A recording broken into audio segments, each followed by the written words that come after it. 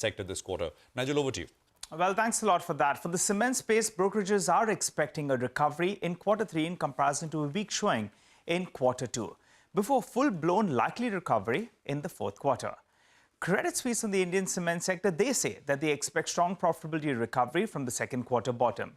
The key factors that are at play include realization improvement post the monsoons, the stable pet coke prices, higher volumes, as well as lower maintenance cost. They have quantified EBITDA per ton to improve by around 175 rupees to around 200 rupees per ton, which is mostly going to be led by a 100 rupee improvement in realizations. Jefferies, well, they expect volume growth in the range of around 11% on a year-on-year basis for the cement space.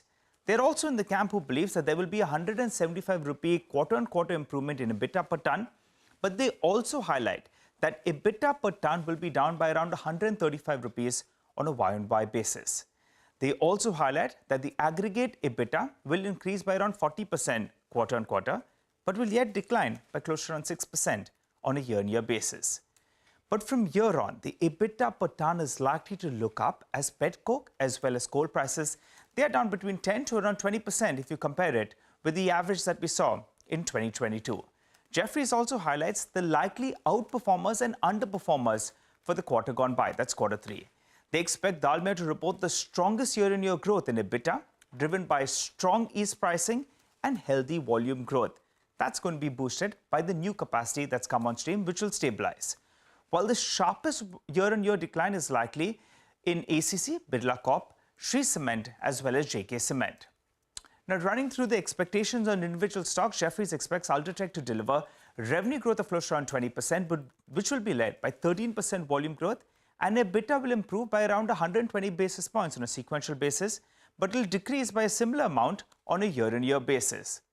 Shree Cement, well, the top-line growth of around 22% will entirely be led by higher volumes, and though there'll be a mild 150 rupee improvement in EBITDA per ton, it will be lower by close to 400 rupees on a year-on-year basis.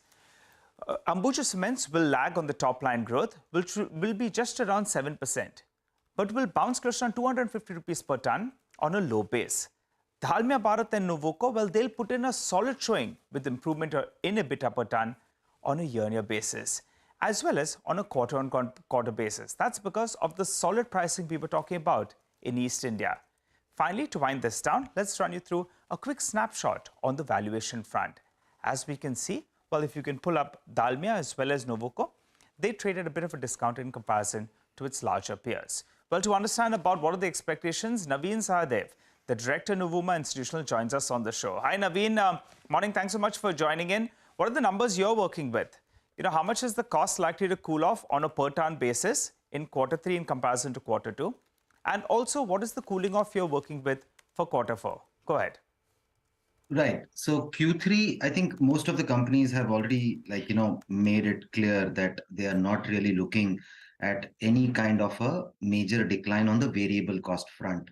Because if at all there is a marginal decline on the fuel front, it will get offset by a slight increase in the freight cost, because your railways is now after a gap of 2 years, your railways busy season surcharge gets added from 1st of October. So from a variable cost perspective, there's not going to be any relief or a marginal relief at best. Q4, yes, because the bulk of the impact of this recent decline, as we say, in pet coke prices or even imported coal for that matter, that will accrue in Q4 largely. So maybe around 150 to 200 per ton kind of a decline definitely is what we can expect in Q4. But sorry, nothing in Q3 is what we are expecting. Okay, so a decline in the cost per ton only Q4 onwards. Got that. Naveen, good morning. Between the large and mid-cap cement companies, what do you like now? And is this a good time to buy? See, usually it's a commodity, right? So cost is definitely has its own volatility. But as long as the industry has pricing power, I think we should be comfortable. But what I see is precisely this factor being missing. You just look at it past few quarters, even when the cost was absolutely going crazy, even then the industry could not display any pricing power. You look at December volumes, they are for the industry up in over 10% or even 12% for that matter. Most of the company volumes even for the full quarter are in upwards of 10%. Despite that, we are in middle of January. There is absolutely no price increase. In fact, pockets of North and South India have seen prices decline in January. So I'm not really excited about the cement space in totality. But couple of stocks, yes, we could look at. So we're looking at Ambuja Cement in the large cap space and JK Cement in the mid cap space. Okay, all right, Naveen, the factor that y'all have highlighted as well is what the new promoter of ACC and Ambuja do with regard to their plans on expansion. My question to you is, what if they go the organic route? Everyone's talking about inorganic growth. What if they say, we are going to be looking at expanding organically? Will you view that negatively for the sector?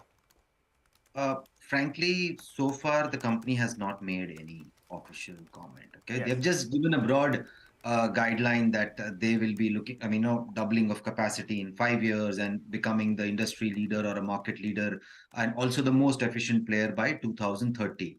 Now, within that context, what we understand is because acquisition or inorganic growth is completely a matter of speculation, and but it's pointless even commenting that, because unless a deal is done, you can't really comment anything.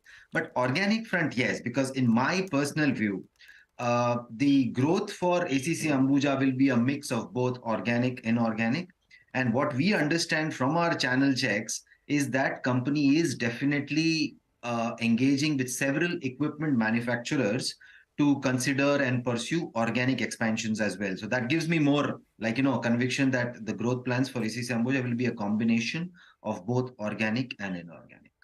All right, but if it's only organic, will it be viewed negatively? Because that would be more supply that's coming on. You're not factoring in much of inorganic growth from that capacity that they're talking about, from 70 almost doubling. Either ways, I would be cautious because it's not just organic growth. Because if at all, there are bunching up of capacity, then it's negative. But even if, let's say, there is an acquisition, and assuming that these acquisitions happen of some of the companies which are not or operating at very low utilizations of 20-30%, Ambuja or ACC certainly will want to operate it at a higher level. So even a consolidation scenario to me is a little cautious, at least for a couple of quarters before it gets into that positive mode of consolidation.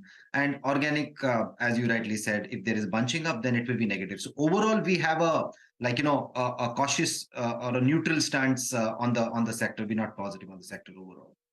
Okay, all right. We'll leave it there. Thank you very much for your time, Naveen. Appreciate it. And we'll touch base once numbers start to come through. Look at the market. It's flying away 100 points now, 110 points. It's looking steady, 18,003.